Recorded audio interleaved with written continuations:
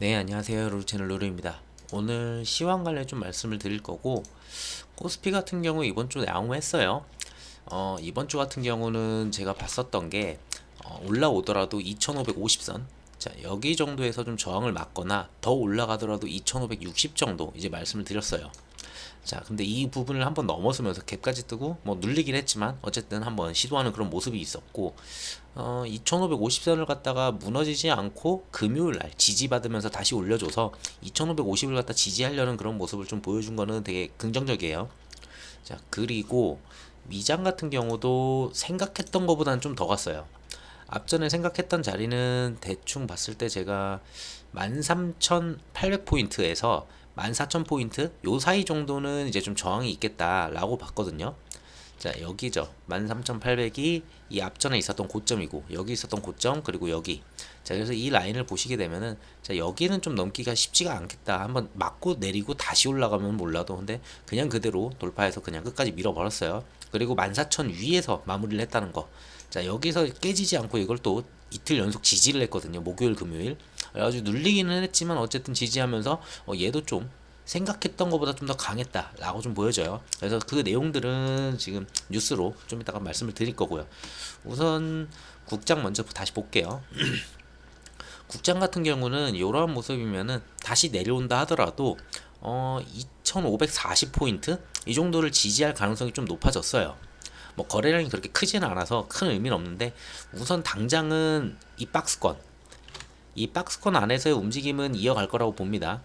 근데 지금 현재로 봤을 때는 2550선 위에서의 움직임이 조금 더 나타날 수는 있어요. 근데 여기서 뭐 크게 돌파할 가능성은 그렇게 높진 않다고 보거든요. 크게 뭐 돌파를 해서 2600을 바로 넘었을 거다. 그러려면은 뭐 삼성전자나 이쪽이 좀 굉장히 강해줘야 되는데 금요일날 하루 강하긴 했죠. 근데 눌림 나올 수도 있어요. 거기도 뭐 HBM3로 움직이긴 했는데, 자, 그래서 삼성전자 쪽이나 뭐 이렇게 대형주에서 좀 크게 밀어주지 않으면은 뭐 그렇게 강한 반등이 나올 가능성은 낮아 보여요. 그래서 박스권에서 조금 더 유지를 해야 된다. 이 자리에서 조금 더 횡보를 하면서 이 하락 추세를 갖다가 좀 더 길게 늘어뜨리는 그런 모습이 좀 필요해 보입니다.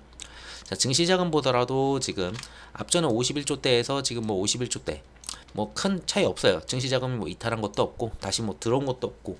자, 그렇다고 뭐 신용이 늘었느냐? 신용은 20.1조에서 20.1조 거의 비슷해요. 그러니까 그냥 유지했던 그런 자리에, 그래서 뭐 크게 나빠지거나 뭐 크게 좋아졌다 이런 부분들이 하나도 없습니다. 증시자금 쪽에서는. 자, 근데 수급 면에서는 조금 변동된 게 있어요. 자, 코스피 같은 경우는 수급상 외국인들이 4일 이탈을 했는데 이탈 금액 자체가 적어요. 2천억, 100억, 1000억, 100억.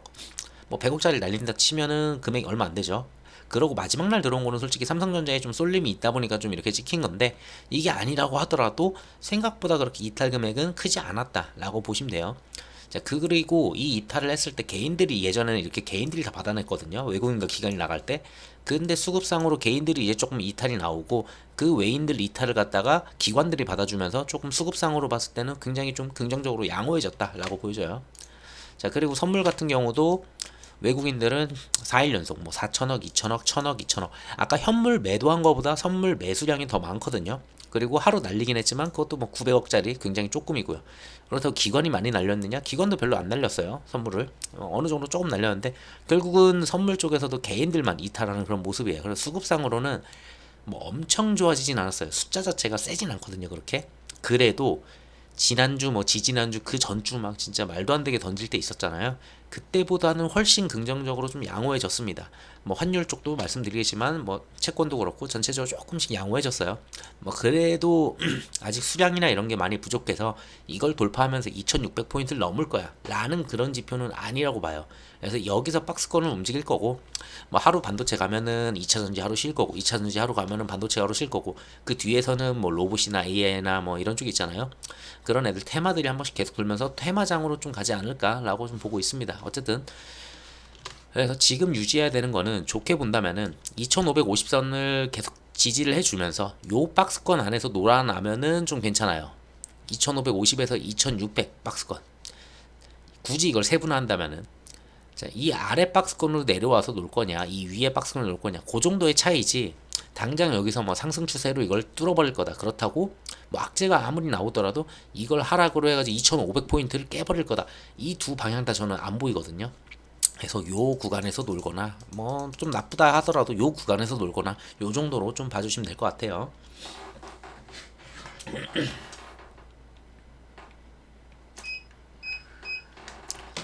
자, 그래서 그 정도 말씀드리고, 자, 뉴스로 좀 돌아와서 말씀을 드리면은 이번 주에 좀 나오는 게 많았어요. 고용 지표도 있었고 PC도 있었고 뭐 여러 가지가 있었죠. 자, 근데 자, 우선 ADP 민간 고용이 나왔는데 예상치를 하회를 했어요.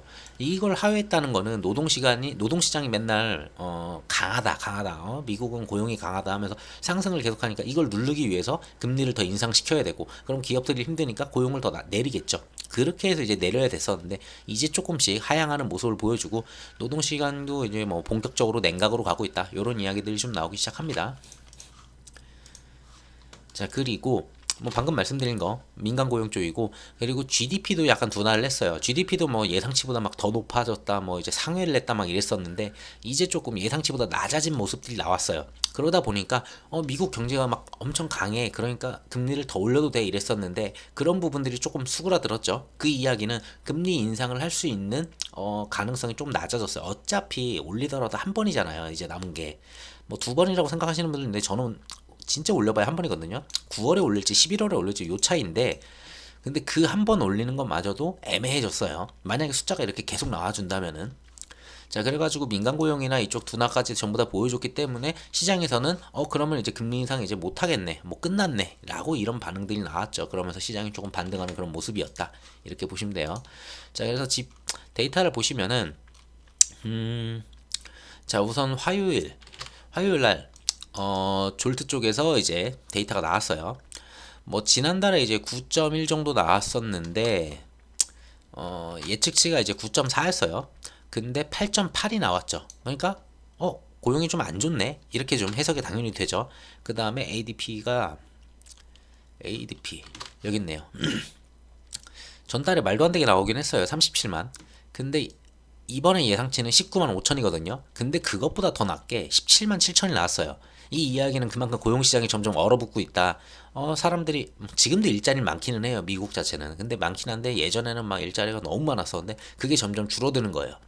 즉 크게 줄어들면은 당연히 시간당 임금도 줄어들고, 그러면은 임금이 점점 낮아지니까 당연히 소비할 수 있는 여력도 낮아지겠죠. 뭐 그렇게 미국이 이제 강하다 했었던 그 경제, 뭐 고용 이런 부분들이 좀 꺾이는 거 아니야? 이런 걸 좀 보여주는 지표다라고 보시면 될 것 같아요.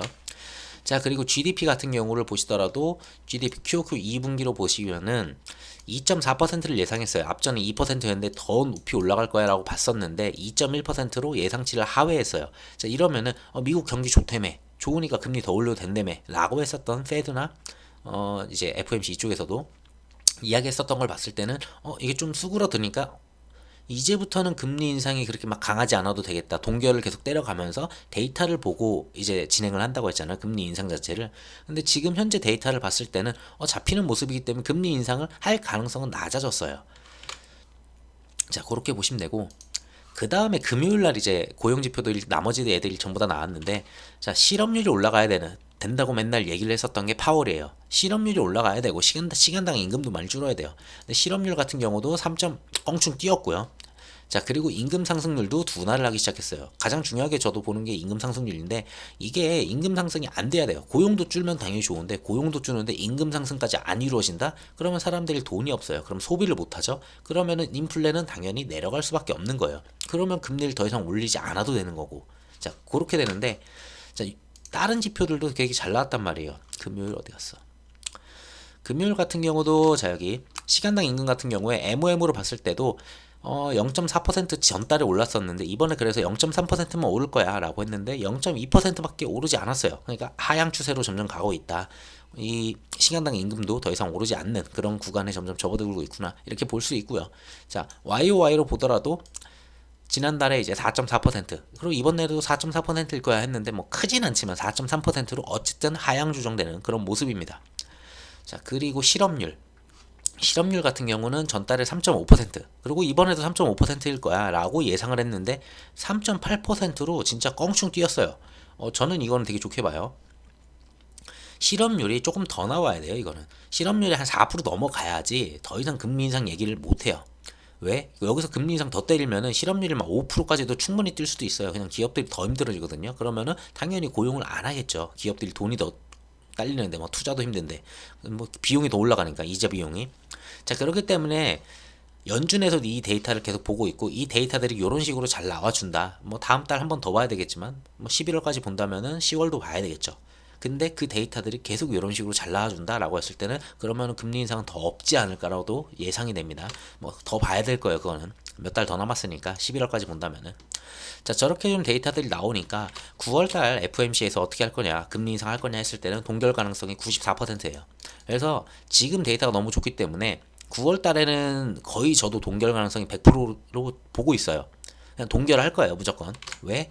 연준이 금리 인상을 하더라도 어차피 한 번 정도밖에 더 못하기 때문에 이 카드를 갖다 한 번 더 가져갈 거예요. 그래서 9월을 동결시키고 데이터를 좀 더 보자 라고 이런 식으로 나오지 않을까 보고 있어요. 자, 그럼 9월 동결이면 11월 동결이어야 되는데 앞전에서는 지난주 지지난주만 뭐 미국 시장이 안 좋고 뭐 중국 부동산이 뭐 어쩌고 어차피 전 그거 문제 없다고 계속 말씀드렸는데, 자, 그랬을 때 자, 요런 부분들 금리 인상을 11월에 0.25%를 더 올릴 거야 라는 게 거의 한 60%막 70%는 갔었나? 하여튼 60%이 정도로 왔었거든요. 자, 그게 확 줄었어요. 금리 인상 가능성 없어. 이제 사람들은 이거 가능성 거의 없는데 11월도 못 할 것 같은데 요렇게 보고 있어요, 시장에서는.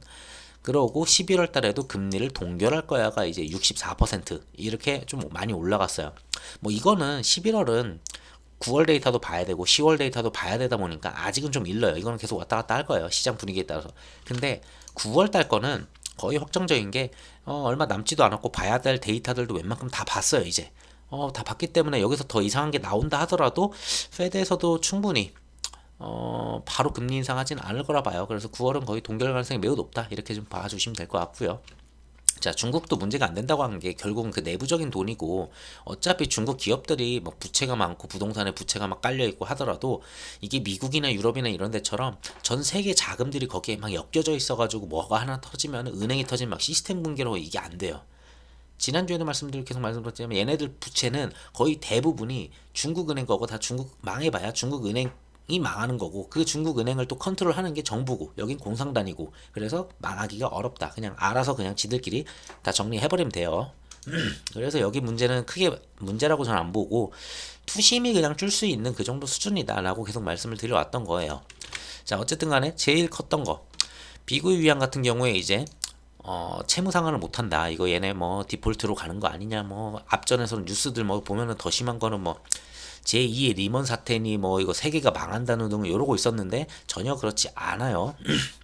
자, 7,100원 채권 우선 상환을 갖다가 3년 연장을 했어요.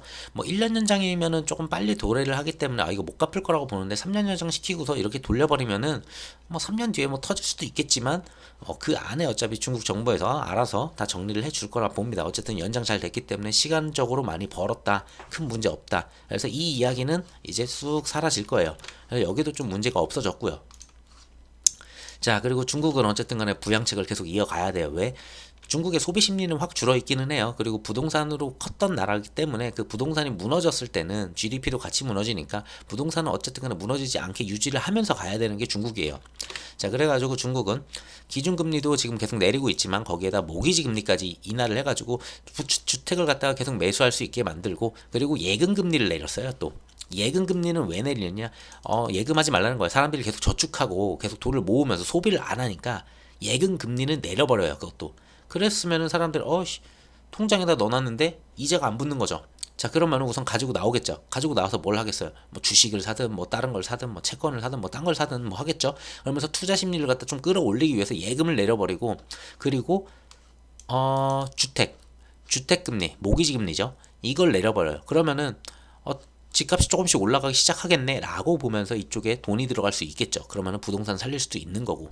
자, 그러면은 사람들이 예금금리가 별로니까 저축을 하겠어요. 차라리 집을 하나 사자. 요런 식으로 가면서 이걸 살리려고 하는 그런 그림이 좀 보여요. 자, 그러면서 위안화 가치도 막 떨어지니까 지준율을 갖다가 외화 지준율을 2% 내려요. 위안화 쪽은 계속 개입이 계속 들어온다고 말씀을 드렸어요. 그래가지고 위안화 개입은 보시다시피 어느 정도 올라가면은 대충 7.3 위안을 넘어서면은 그냥 찍어 누릅니다. 자, 찍어 누르고 그래가지고 1600억, 아니 160억 불을 갖다 풀어가지고 위안화 하락을 갖다가 방어를 하고, 그리고 계약금이나 주택 구매 요건을 갖다 또 완화를 해요. 부동산은 어쨌든 살려야 되거든요. 여기도 부동산이 망했을 때는 이제 전체가 망해버리니까 정부 차원에서 이거는 충분히 전 살릴 수 있다고 봐요. 그리고 주담대 금리 아까 말씀드린 그 모기지 금리죠. 그것도 낮춰가지고 유동성을 갖다 제고한다.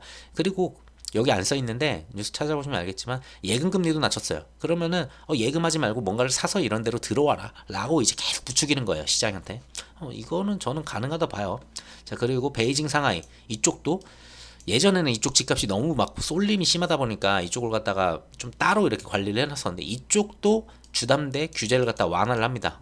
와서 좀 집 좀 사고 이제 좀 전체적으로 좀 끌어올려라, 시장 분위기 좀 바꿔보자, 약간 이런 모습이에요. 그래서 저는 이거 바뀔 수 있다고 봐요. 조금만 더 완화책을 좀만 쓰면은, 부양책 좀만 쓰면은. 자, 그래가지고 부동산 개발업체들 뭐 채무 초과 위기인데 아까 보셨다시피 상환을 했죠. 3년으로 연장시켰죠. 뭐 그런 애들 계속 연장시키면 돼요. 뭐 무디스에서 뭐 이렇게 등급을 갖다 강등하는 거는 당연한 얘기인데 뭐 크게 문제될 건 없다. 그래서 지금 당장 얘네들이 막 와 살아난다 요건 아니지만 어쨌든 최악의 위기들이 전부 다 조금씩 해소가 되고 있습니다, 중국에서도.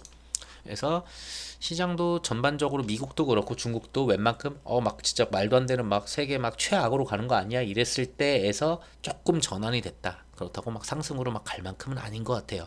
다만 해소됐다 정도 이렇게 보시면 될 것 같아요. 좀 더 추가적으로 해소되는지 보면 될 것 같습니다. 자, 그리고 미 상무장관이 방중을 했었죠. 근데 거기에서 뭐 나올까라고 생각을 했는데 지금까지 뭐 옐런도 가고 뭐 그 누구죠? 그 장관 있었는데 그 국무 그쪽 장관 갑자기 이름 생각 안 나네요. 계속 방중은 계속 이어졌었어요. 근데 거기서 뭐 특별한 결과들이 없었기 때문에 솔직히 이번에도 미국 상무장관 갔을 때도 뭐 나오겠냐 했었는데 역시나 별거 없이 그냥 끝났어요. 뭐 국가 안보에 타협이 없었고 대신에 디커플링을 하는 그런 거는 없을 거다. 그냥 적당히 가겠다. 요 정도의 그냥 내용만 나왔습니다. 뭐 특별한 게 없어요. 그래서 그럼 G20에서 시진핑하고 바이든이 만나가지고 뭔가를 좀 해야 되지 않겠느냐라고 봤는데 G20에 시진핑이 오지 않겠다고 합니다. 자, 그러다 보니까 미국 같은 경우에 지금 이제 시진핑을 좀 달래주면서 뭔가를 하면서 재선할 때 조금 도움이 좀 받아야 되는 뭔가 그런 게 있는데, 자, 이랬을 때는 조금 바이든 계획에 조금 차질이 나올 수도 있어요. 뭐 트럼프 지지율이 지금 올라가고는 있거든요. 그거는 뭐 좀 더 지켜보긴 해야 되는데 아직은 좀 일러서 얘기를 안 하는데, 자, 그랬을 때 어쨌든 바이든 방향에 조금 뭔가 좀 있지 않을까 보는데, 자, 어쨌든 간에 인도하고 미국을 갖다 회피하겠다는 뭐 전략이다라고 뭐 하는데, 어쨌든 간에 G20에 불참하는 건 조금 의외예요. 전 나가가지고 뭐라도 좀 나올 줄 알았었는데, 그러면은 화해하는 그런 그림이 없겠죠. 뭐 바이든이 맨날 그러듯이 시진핑은 내 친구다라고 했었는데, 자, 그런 얘기는 없는 것 같고. 자, 그래가지고 백악관에서는 G20에 시진핑 참석을 여전히 희망을 한다 하면서 약간 러브콜을 보내는 그런 모습입니다. 왜? 바이든은 좀 시진핑이 와가지고 좀 그림 만들어야 되거든요. 그러기 위해서 시진핑이 좀 와줘야 되는데 얘가 안 와버리면은 뭔가 그림이 별로 안 나오니까 좀 아쉽겠죠. 자, 그래서 요런데 다시 또 가는 쪽으로 방향을 바꾸는지 그 정도만 좀 체크하시면 될 것 같아요. 자, 그리고 푸틴이 에르도안하고 이제 4일날 정상회담을 할 거고요. 그리고 그 다음 달에 푸틴이 시진핑하고 정상회담을 할 가능성이 좀 높아 보여요. 자, 푸틴도 G20에 이번에 안 간다고 합니다. 시진핑도 G20에 이번에 안 간다고 해요. 근데 둘이서 따로 이렇게 정상회담을 하네요. 자, 그림상으로는 이제 이런 거죠. 반미냐? 아니면은 이쪽 영역이냐? 그러니까 완전히 둘로 쪼개지는 그런 세계 시장의 그런 그림은 좀 보이는 것 같습니다. 자, 어쨌든 간에 중요한 거는 얘네 둘이 만난 다음에 뭐 어떻게 되는지는 그건 나중에 보면 되는 거고, 다음 달이라고 하니까 뭐 다음 달이라고 해봤자 이때가 좀 시간이 있죠. 그래가지고 4일날 정상회담하는 게 저는 이게 중요하다고 봐요. 월요일날 푸틴이랑 에르도안이 4일날 정상을 회담을 하는데 여기에 나올 만한 내용은 딱 그거 하나예요. 곡물 협상, 곡물 협정이죠. 곡물 협정인데 그것 때문에 곡물 가격이 올라가고 그 인플레가 안 잡혔다고 했잖아요. 자, 러시아가 계속 원했던 게 있어요. 러시아 제재를 어느 정도 풀어라. 그러면 우리는 곡물 협정을 다시 재개를 할 것이다. 이거였잖아요. 자, 근데 유엔 같은 경우에 자, 도저히 안 되겠는지 흑해 곡물 협정 재개를 위해 가지고 러시아 제재 일부를 갖다가 해제하는 거를 제안을 했다. 자, 어떤 걸? 러시아 농업은행 그리고 유럽 자회사 스위프트를 갖다 연결을 하고, 그리고 비료회사 자산 동결을 갖다 뭐 해제하고 이런 쪽으로 지금 이야기가 나왔어요. 자, 그래가지고 튀르키예 이제 에르도안하고 이제 러시아가 만났을 때 협정 관련해서 얘기가 나올 가능성이 매우 높아요. 자, 그래서 4일 날이면은 월요일일 거예요. 자, 내일인데 내일 만약에 뭐 에르도안하고 이쪽 만나가지고 곡물 협정 이런 부분들 조금 해소되는 분위기로 좀 나온다. 뭐 다시 좀 이걸 갖다 협정을 해보자 이렇게 나온다면은 곡물 가격들도 또 다시 내려가는 모습 나올 거고, 자 그랬을 때는 인플레이션 좀 잡히겠네, 우려됐었던 부분들이 좀 그렇게 좀 괜찮아지겠네, 요런 식으로 또 나올 수가 있어서 괜찮다라고 보고 있어요. 그래서 결과만 좀 보시면 될 것 같아요. 4일날 어떤 결과 나오는지, 푸틴이 뭐라고 하는지. 자, 근데 반대로 이제 곡물이 조금 내려갈 수 있겠다는 기대감이 있는데, 자, 국제유가가 좀 더 세졌어요. 국제유가가 올라오긴 했어요. 왜? 러시아 감산하고 사우디 감산하고 계속 감산 이어갔잖아요. 근데 이 자발적인 감산, 오펙 전체가 감산한 것도 아니고, 오펙에서도 사우디는 막 감산을 더 하고 러시아도 감산을 더 때리고, 근데 이게 어느 정도 끝나야 되는데 이게 연말까지 더 이어지겠다라는 이야기가 계속 나오다 보니까, 그러니까 여기서 국제 유가가 올라왔는데 여기서 또 추가로 더 올라가는 모습이에요. 그래서 인플레이션을 에너지로 좀 이렇게 내려가는 모습이었는데, 그래서 지난달부터 이제 약간 뭐랄까 CPI가 이렇게 내려가다 살짝 꺾 올라왔거든요. 이거는 뭐 근데 기저효과나 이런 것도 있고, 근데 에너지 부분이 좀 올라갔는데, 요렇게 에너지가 조금 더 올라가면 조금 더 올라갈 수는 있어요. 자, 근데 에너지를 빼고 봤을 때는 또 이제 내려가는 수치가 나오긴 하거든요. 자, 그래서 조금 이거는 지켜봐야 될 것 같습니다. 그래서 국제유가 부분도 좀 계속 지켜봐야 되는데, 자, 얘네 같은 경우는 자, 차트로 보더라도 오래전부터 꾸준히 이렇게 내려왔어요. 내려온 다음에 자, 여기서 이제 박스권을 만들었죠. 자, 이렇게 박스권을 만들어서 여기 저항대가 있어요. 이렇게 저항대가 있었어요. 자, 저항이고 저항이고 저항이고 여기 저항이죠. 자, 저항 건드리고 내려왔는데 이번에는 자, 저항을 돌파를 하는 모습이에요. 자, 그래서 추가적으로 좀 강하게 돌파를 했다. 그랬을 땐 더 추가로 올라갈 가능성이 높겠죠. 차트로만 봤을 땐 그래요. 그래서 더 올라간다면은 여기 정도 보이네요. 92불. 뭐 93불 여기가 다시 저항이 될 거예요. 그래서 추가적으로 더 올라간다면은 여기서 93불까지, 자 여기 지지가 있고 다시 쭉 봤을 때 여기 저항이 있잖아요. 그랬을 땐 여기가 지지와 저항선이 될 수 있고 강한 뭔가의 의미 있는 자리이기 때문에 추가로 더 올라간다 했을 땐 93불에서 한번 맞고 떨어지지 않을까. 그러고 95불 다시 지키면서, 그러고 뭐 더 올라가면 더 올라가고, 여기서 아니면은 요렇게 횡보를 하든 그 정도 봐주면 되겠습니다. 그래서 유가는 계속 보긴 해야 될 것 같아요. 얘네들도 인플레이션을 만들어내는 하나의 좀 큰 덩어리다 보니까. 그래서 좀 봐주셔야 되는데 막 그렇게까지 막 세진 않아요. 막 채권 금리나 이런 것처럼 세진 않고 그냥 가치만 봐주면 된다, 이렇게 보고 있고.